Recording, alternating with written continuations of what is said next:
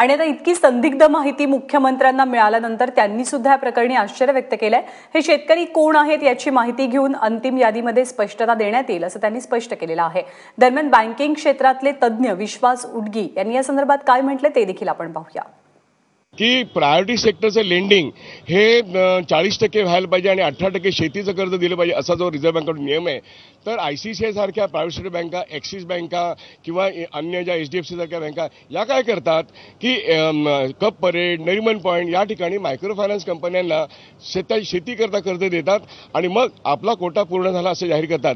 ही जशी फसवणूक आहे आणि ती रिझर्व्ह बँक ऑफ इंडिया जशी चालू देते आणि त्याच्या आकडे पण SLBCमध्ये येऊ शकतात, तसे हे आकडे SLBCच्या परवाच्या मीटिंगमधून आले असतील तर अशा आकड्यांवरती जो खरोखर मरतोय शेतकरी त्याने का म्हणून विश्वास ठेवावा आणि या सरकारच्या नियतीवरती का विश्वास ठेवावा?